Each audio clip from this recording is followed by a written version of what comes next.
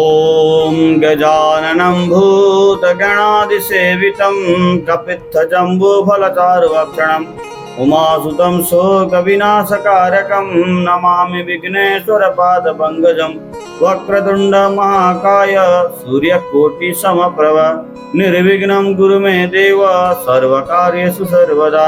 गुरुर्ब्रह्मा गुरुर्विष्णु गुरुर्देव महेश्वर गुरुर् साक्षात् परः ब्रह्म तस्मै श्री गुरवे नमः। सर्वप्रथम उन्हें परमेश्वर परमात्मामा आफ्नो वागवाणीलाई समर्पण गर्दै उपस्थित सम्पूर्ण देवगण ऋषिगण मनुष्यगण पितृगण एवं गर्भस्थ शिशुमा हार्दिक अभिवादन। हाम्रो गणेश पुराण कथा प्रसङ्ग चलिरहेको छ र यहाँ भगवान वेदव्यास र ब्रह्माजीको संवाद चलिरहेको छ र वेदव्यासजीले फेरि पनि भगवान गणेश सम्बन्धितका महिमा कथा श्रवण गर्ने इच्छा गर्नुहुन्छ र वेदव्यासले ब्रह्माजीलाई उत्कण्ठाका साथ प्रश्न गर्नुहुन्छ, जिज्ञासा गर्नुहुन्छ कि अझै के भयो, चाहिँ के छन् भगवान गणेशका कथाहरू सुनाउस् न भनेर भन्दाखेरि ब्रह्माजीले भन्नुहुन्छ एकपल्ट महाप्रलय भएपछि गणेशजीले ब्रह्माजीलाई भन्नुभयो। अहिले ब्रह्माजीले कसलाई भन्दै हुन्छ? व्यासजीलाई। र ब्रह्माजीले भन्नुभयो कि भगवान गणेशले मलाई भन्नुभयो, के भन्नुभयो भन्दाखेरि हे ब्रह्माजी, अब तपाईँले मेरो आज्ञा अनुसार सृष्टि संरचना गर्नु, प्रलय भइसक्यो, अब फेरि नयाँ सृष्टि गर्नुहोस् भनेर भन्दाखेरि नि त्यसपछि ब्रह्माजीले भगवान गणेशको कृपा आशीर्वादद्वारा आफ्नो मनबाट 7 जना ऋषिहरूलाई प्रकट गर्नुभयो। ती ऋषिहरूको नाम यस प्रकार छन् जसलाई मानस पुत्र भनिन्छ, जस्तै कश्यप, गौतम, जमदग्नि, वशिष्ठ, भरद्वाज अनि अत्रि, विश्वामित्र। यसो गरेर सप्तऋषि, जसलाई सप्तऋषि भनिन्छ, सप्तऋषि प्रकट हुनुभयो। त्यसपछि अनि सबै सप्तऋषिहरूले एक दिन ब्रह्माजीलाई सोद्धा भए कि पिताजी, हाम्रो जन्म अथवा हाम्रो प्रकट के उद्देश्यको लागि भएको, हामी किन जन्मिएका हौँ भनेर यसो सोद्धाखेरि त्यहाँ मध्येमा ब्रह्माजीलाई अत्यन्त बुद्धिमान जस्तो लाग्ने, हुन त सबै बुद्धिमान, सबै मेधावी, सबै तपस्वी छन्, तर ती मध्येमा पनि अलिकति विद्वतायुक्त भएको कश्यप ऋषिलाई ठानेर ब्रह्माजीले आदेश दिनुहुन्छ कि हे कश्यप, तिमी मेरो आज्ञा स्वीकार गरेर तपस्या गर। तपस्यामा 1000 वर्षसम्म तपस्या गर। तिमीलाई म एउटा भगवान गणेशको एकाक्षरी मन्त्र प्रदान गर्छु। जबसम्म भगवान गणेश प्रकट हुनु हुँदैन तबसम्म तपस्या गर।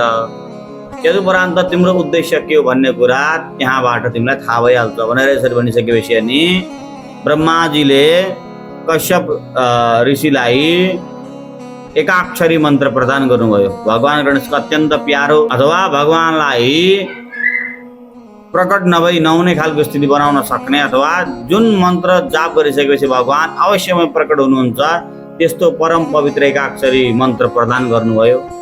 त्यसपछि अनि कश्यपले पनि आफ्ना पिताजीको इच्छा अनुसार अथवा पिताजीको आज्ञा अनुसार भगवान गजाननको मन्त्रोच्चारण लाग्नुभयो र धेरै वर्षसम्म यसरी मन्त्रोच्चारण गर्दा भगवान गजानन प्रकट हुनुभयो। मनाउ सबले गजानन भगवान की। भगवान गणेश प्रकट हुनुभयो। भगवान गणेश त्यतिखेर 4 बाहु 4वटा हातले सुशोभित हुनुहुन्थ्यो। उहाँका कमलका जस्ता आँखा थिए, हेर्नुहोस्। त्यसपछि अनि उत्तम मुकुट लगाउनु भएको थियो, राम्रो मुकुट थियो, अनि हातमा पासाङकुशा धारण गर्नुभएको थियो, माला लगाउनु भएको थियो, अनि दाँत हातमा धारण गर्नुभएको थियो, भाँचिएको दारो हुन्छ हातमा धारण गर्नुभएको थियो। त्यसपछि सौवर्ण युक्त हुनुहुन्थ्यो, मणि रत्नहरू लगाउनु भएको थियो, मोतीका हारहरू लगाउनु भएको थियो, करोडौं सूर्यको समान कान्तिले युक्त हुनुहुन्थ्यो। यस्ता देदीप्यमान भगवान गणेश जसको सुण पनि एकदम शोभायमान हल्लिरहेको थियो। यस्तो प्रकारको भगवान गणेशलाई प्रत्यक्ष देखेर कश्यप ऋषि जो हुनुहुन्छ अत्यन्त प्रसन्न हुनुभयो। प्रसन्न मात्रै नभएर कश्यप ऋषि नाच्न लाग्नुभयो। भगवान गणेशलाई देखेर बडा प्रसन्न नाच्न लाग्नुभयो। त्यसपछि अनि कश्यप ऋषिले अनेक स्तुति मन्त्रद्वारा भगवान गणेशको प्रार्थना गर्नुभयो, मङ्गल वस्तुहरू अर्पण गर्नुभयो र अनि भन्दै हुनुभयो, धन्यो मे जनको माता तबो ज्ञान वपुश्चद्रिक। तपाईँको दर्शन गरिसकेपछि मेरो जन्म धन्य भएको छ, मलाई जन्म दिने मातापिताहरू धन्य हुनुभएको छ, मेरो तपस्या आज पूर्ण भएको छ, मेरो ज्ञान मलाई आज ज्ञान प्राप्त भएको छ कि मैले साक्षात् हजुरलाई दर्शन गरेर यसरी पाएको छु भनेर अनेक प्रकारका स्तुति गान गर्नुहुन्छ। त्यसपछि भन्नुहुन्छ फेरि कश्यप ऋषिले, हे गणेश भगवान, निर्गुण निरामय गुरुगम्य र निराकार हुनुहुन्छ तपाईँ। तर यस्ता प्रकारका तपाईँलाई कोही व्यक्तिले, जसले कसैले ब्रह्म भन्छन्, कसैले तपाईँलाई श्री गणेश नै भन्छन्, कसैले विष्णु भन्दछन्, कसैले शिव भन्दछन्, अथवा अनेक नामहरूले हजुरलाई पुकार गर्दछन्। तर एकै परमात्मा तपाईँ जुन साक्षात् भगवान गजानन गणेश हुनुहुन्छ, अनेक रूपमा भक्तहरूको इच्छा अनुरूप प्रकट भइदिनुहुन्छ। यदि कोही व्यक्तिले रामको स्तुति गान गर्यो भने तपाईँ नै रामको रूपमा प्रकट भइदिनुहुन्छ। यदि कसैले कृष्णको आराधना गर्यो भने तपाईँ नै त्यसको समक्ष कृष्ण भएर प्रकट हुनुहुन्छ। कसैले विष्णुको आराधना गर्यो भने तपाईँ विष्णु भएर प्रकट हुनुहुन्छ भने, कसैले शिवको आराधना गर्यो भने तपाईँ नै शिव भएर प्रकट हुनुहुन्छ। किनकि तत्त्व सबैको एउटै छ, बस रूप मात्रै अलग अलग भएको हुनाले हे गजानन, हजुरको दर्शन पाएर म धन्य भएको छु भनेर यसरी भन्दाखेरि अनि कश्यप ऋषिको यस्तो परम पवित्र प्रार्थना सुनेर भगवान गणेश प्रसन्न हुनुहुन्छ। प्रसन्न भएर भन्नुहुन्छ, किमा आज तिम्रो स्तुति मन्त्र जापद्वारा बडा प्रसन्न भएको छु। वर माग, तिमी जे चाहन्छौ त्यो म तिमीलाई दिन सक्छु, अथवा दिन चाहन्छु भनेर यसरी भगवान गणेशले भनिसकेपछि कश्यपले भन्नुहुन्छ, सबैभन्दा पहिला त म के को लागि उत्पत्ति भएको यसको जानकारी मैले पाऊँ। यदि मेरा पिताजीको यही उद्देश्य हो, भित्री भाव यही हो कि मैले पिताजीको सृष्टि संरचनामा सहायता गरेर सृष्टि विस्तार गर्न सकूँ, यदि हो भने मलाई त्यो शक्ति प्रदान गर्नुहोस्, सामर्थ्य प्रदान गर्नुहोस्। र अर्को एउटा कुरा कि मैले हजुरको नित्य निरन्तर ध्यान गर्दाखेरि हजुर मेरो सामुमा प्रकट भइदिनु होला र मैले हजुरलाई कहिले पनि नबिर्स्यौँ। मेरो ध्यानमा हजुरको चरण कमल सदा स्मरण रहोस् भनेर यसरी वरदान मागिसकेपछि अझै एउटा के भन्नुहुन्छ भने, मलाई हजुर जस्तै कश्यप नन्दन नाम गरेको एउटा छोरा पनि प्रदान गर्नु भनेर यसरी माग्दो हुनुभयो। त्यसपछि अनि भगवान गणेशले पनि भन्नुभयो, तिम्रा यी सबै कामनाहरू पुरा हुनेछन्, यो मेरो कृपा आशीर्वाद भनेर प्रदान गरेर अनि त्यहाँबाट भगवान गणेश अन्तर्धान हुनुभयो। अनि यतापट्टि कश्यप आफ्नो पिताको ब्रह्मलोक फर्किनुभयो। त्यसपछि अनि त्यहाँ धेरै वर्ष बितिसकेपछि अब कश्यप अरू सप्तऋषिले विवाह सम्पन्न गरिसकेका थिए। सृष्टिको संरचना धेरै विस्तार भइसकेको थियो ब्रह्माजीद्वारा। त्यसपछि सबैले विवाह इत्यादि गरिसकेका थिए भने कश्यप ऋषिका पत्नीहरू चाहिँ 14वटी थिए। 14वटी पत्नी थिए कश्यप ऋषिका। एक दिन कश्यप ऋषिको मनमा एक बेचैनी उत्पन्न भएर आयो, एउटा पीडा उत्पन्न भएर आयो।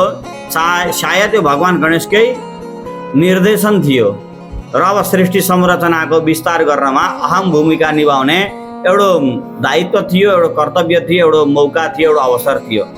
र कश्यप ऋषिले विचार गर्नुभयो, पक्कै पनि भगवान गणेशको सङ्केत भनेर अनि जुन कश्यप ऋषि हुनुहुन्छ आफ्नो गृहस्थाश्रममा प्रवेश गर्नुभयो, गृहमा प्रवेश गर्नुभयो।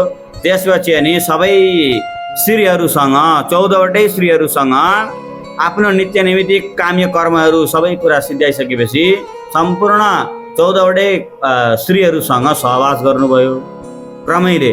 त्यसपछि अनि कालान्तरमा गएर ती सबै पत्नीहरू गर्भवती हुँदा भए र 14वटै रानीका गर्भबाट अनेक सृष्टि संरचनामा सहायक हुने प्राणीहरूको जन्म भयो। जस्तै दितिबाट दैत्यहरू जन्मिए, अतिथिबाट आदित्यादि देवताहरू जन्मिए, गन्धर्वहरू जन्मिए, धनुबाट दानवहरू जन्मिए। क्रमैले यसरी नै अरू पत्नीहरूबाट पनि किन्नर, यक्ष, सिद्ध, चारण, गुह्यक, पशु, जङ्गली पशु, ग्रामीण पशु इत्यादि पृथ्वी, पर्वत, वृक्ष, लता, समुद्र, नदी, धान्य, धातु, रत्न, मोती, किरा, फट्याङ्ग्रा, कमिला, सर्प, चराचुरुङ्गी आदि अनेक जति पनि छन् सबै के भए प्रकट भए।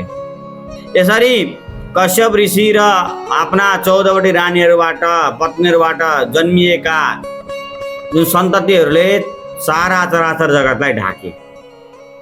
अनि पृथ्वीको जुन हुनुपर्ने जुन सौन्दर्यता छ तब बल्ल पुरा भयो। र यसरी पुरा भइसकेपछि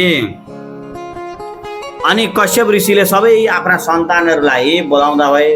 कश्यप ऋषिका सन्तान कति थिए त भन्दाखेरि ब्रह्माजीले आफ्ना 4वटा मुखद्वारा यदि भन्न सुरु गर्ने भने पनि सकिँदैन, त्यतिसम्म थिए कश्यप ऋषिका सन्तान। र त्यो सबैलाई बोलाएर मन्त्रोपदेश गर्दो हुनुभयो कश्यप ऋषिले कि अब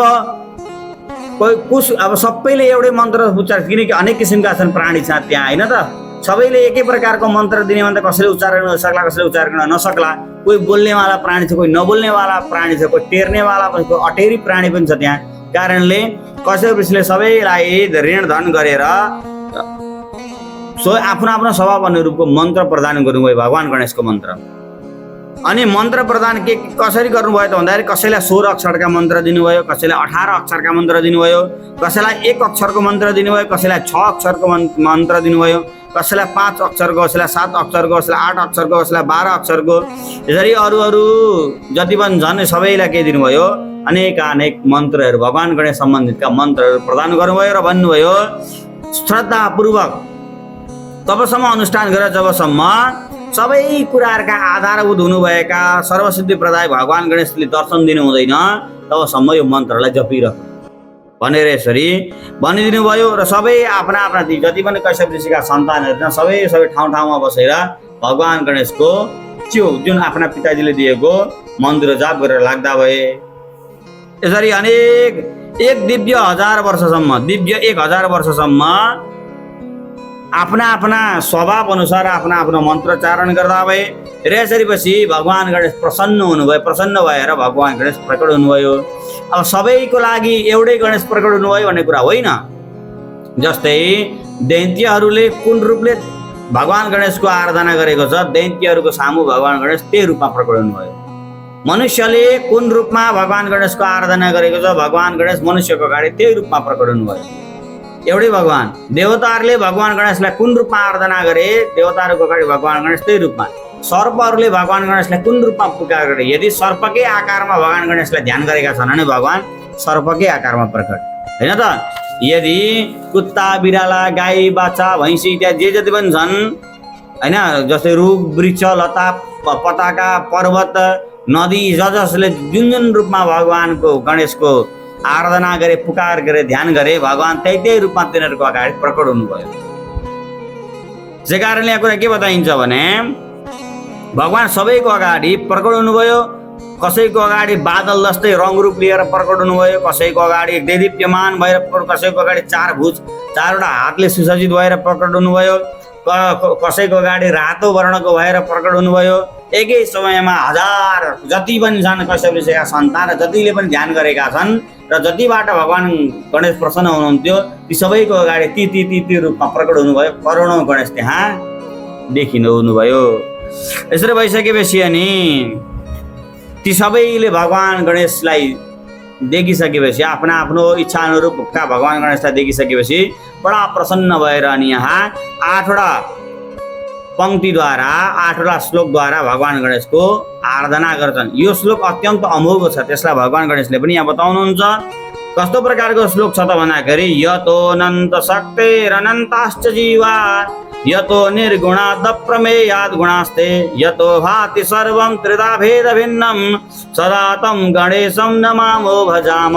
बहुवचन हामीले तपाईलाई नमस्कार गर्दछौँ, भजन गर्दछौँ भन्ने कुरा। यसरी कतिवटा 8वटा श्लोकमा भगवान गणेशको यहाँ पुकार भइएको छ अथवा प्रार्थना भएको छ। यसरी प्रार्थना गरिसकेपछि भगवान गणेशलाई फेरि ती सम्पूर्णले भन्दा भए, हे प्रभु तपाईको दर्शन पाएर हामी धन्य भएका छौँ।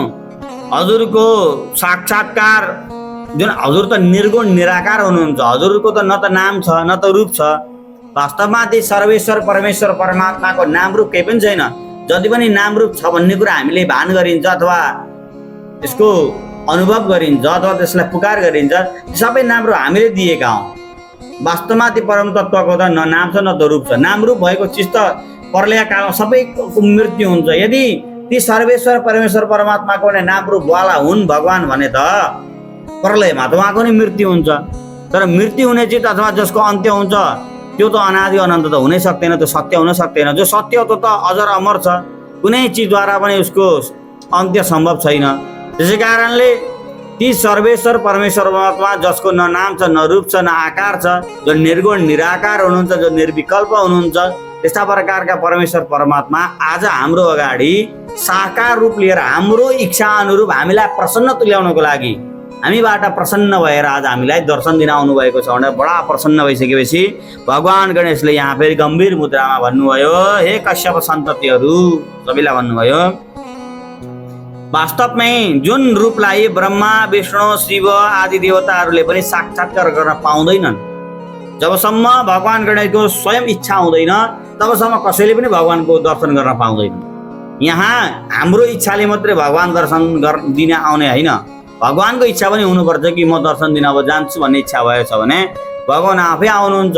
त्यसको लागि सङ्ख्या तोकिँदैन। जस्तै 1 लाख जपेपछि भगवान आउनुहुन्छ भन्ने कुरा त्यसको त्यो किटाण हुँदैन। भगवान गणेश 2 पल्ट जप्ने बित्तिकै पनि प्रकट हुन सक्नुहुन्छ, अथवा भगवान करोडौँ पल्ट भगवानको मन्त्र जप गर्दाखेरि पनि प्रकट नहुन पनि सक्नुहुन्छ। यसमा सङ्ख्या यतिमै भगवान गणेश प्रकट हुनुहुन्छ भन्ने कुरा होइन। इच्छा कसको हुनु पर्यो? भगवान गणेशको हुनु पर्यो। उहाँ कतिखेर हामीसँग रिझिनुहुन्छ, कतिखेर हामीबाट प्रसन्न हुनुहुन्छ, त्यतिखेर भगवान आफ्नो इच्छाले आफै दर्शन दिन आउनुहुन्छ। र म यहाँ यसरी म कसैको इच्छाले दर्शन दिन्न। यदि जब मलाई इच्छा हुन्छ र म आफै प्रसन्न हुन्छु तब स्वतः म दर्शन दिनको लागि आउँछु। म यी जुन स्तोत्रबाट बडा प्रसन्न भएको छु। वरदान माग, के चाहन्छु? आफ्ना आफ्ना कामना अनुसारका वरदान माग भनेर भन्दाखेरि सबैले आफ्ना आफ्ना कामनाका जसमा जे कामना भएको छ त्यति अनुसारका वरदान मागे। अब कसले के वरदान मागे भन्ने भनेको कुरा अघि बताए अनुसार ब्रह्माजीले आफ्ना 4वटा मुखद्वारा पनि भन्न सक्नुहुन्न, किनकि करोडौँ छन्, कति छन् त्यहाँ। र भगवान गणेशले लक्षित गर्दै भन्नुभयो, तिमीहरूको जसको जे कामना त सबैको पुरा हुन्छ।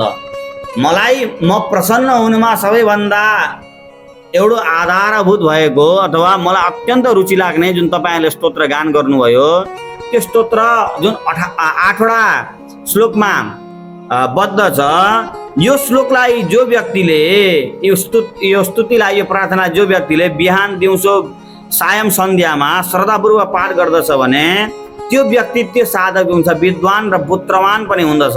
उसले आयु आरोग्य ऐश्वर्य कीर्तिको पनि विस्तार गर्दछ भने ऊ कुनै पनि कुरामा पराजित हुँदैन, ऊ विजय हुनेछ भन्ने कुरा यसरी बताउनुहुन्छ।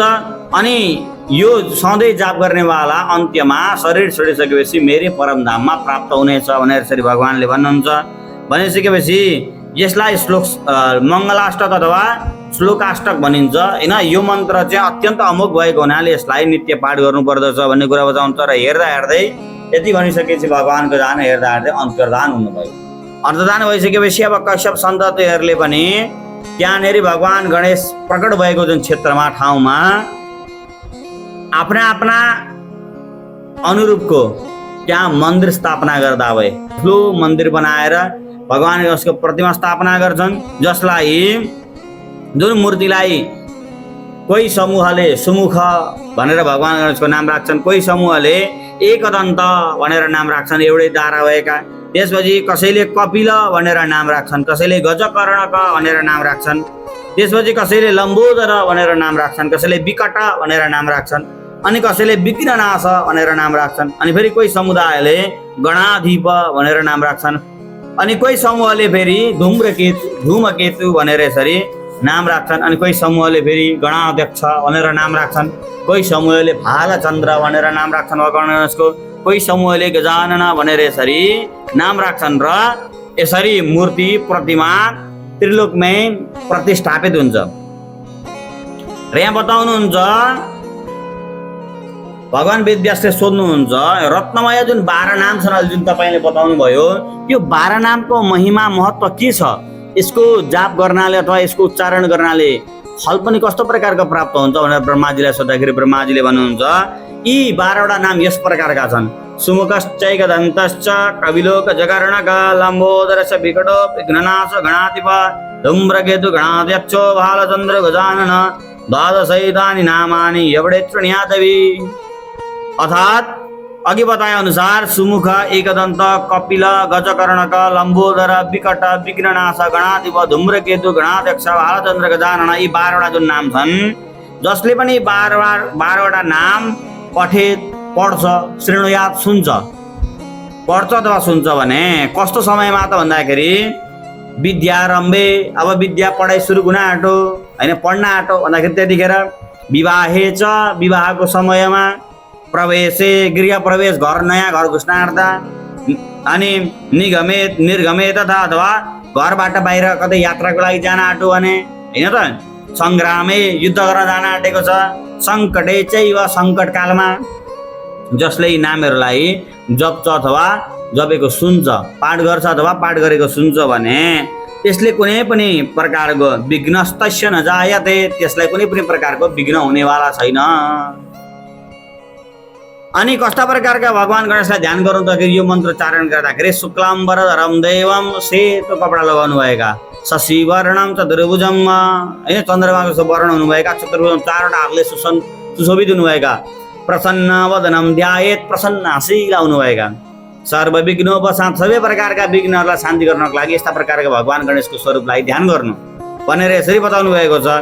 यो ध्यान गर्नाले यो मन्त्र जाप गर्नाले के पुण्य प्राप्त हुन्छ त भन्दाखेरि जस्तै एउटी कन्या दान गर्दाखेरि कति पुण्य प्राप्त गर्छन् माता पिताले भने कोटी कन्या भनेको करोडौं कन्या दान गरेको कोटी कन्या प्रदानानि कोटी यज्ञम प्रदानी छ एउटो व्रत गर्दा एउटो यज्ञ गर्दा कति फल मिल्छ त्यस्ता कोटी यज्ञ कोटी व्रत गर्दाखेरि जुन फल मिल्छ तपांसी यानी सर्वाणी जो करोडौं कोटी कोटी तपस्या गर्ने सर्वाणी तीर्थान्या य तनानी छ अथवा जुन तीर्थ यात्रा गर्दाखेरि जे जति पनि पुण्य हुन्छ सबै पुण्य केले हुन्छ भगवान गणेशका यो 12 वटा नाम जप्नाले मात्र पनि प्राप्त हुन्छ।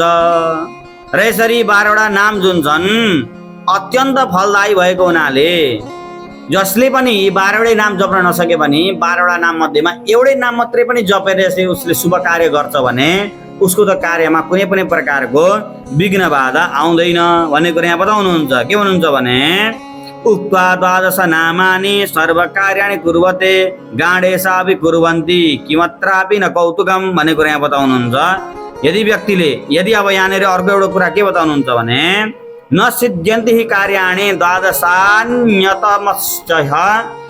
उच्चारणं विना ब्रह्मस्तस्मात् एकम समुच्चरेत् कम से कम एउटो भए पनि के गरौँ उच्चारण गर्नु भन्ने कुरा यहाँ बताइन्छ। र यो कुरा चाहिँ दुष्ट ज्ञानी नास्तिकहरूलाई चाहिँ नभन्नु किनकि उनीहरूले तर्क गर्छन् शङ्का गर्छन् हैन त तर्क शङ्काको विषय होइन यो श्रद्धाको विषय हो निष्ठाको विषय हो विश्वासको विषय हो। यदि जसले विश्वास गर्छ निष्ठा गर्छ आस्था गर्छ भने तो मात्रै गणेशका जुन नामले फल दिन्छ अन्यथा तर्क गर्छ शङ्का गर्छ नाम जप्दैमा यस्तो हुन्छ होला र यदि भन्छ भने त्यसलाई नामको कुनै पनि उपदेश नदिनु भन्ने कुरा बताउनुहुन्छ।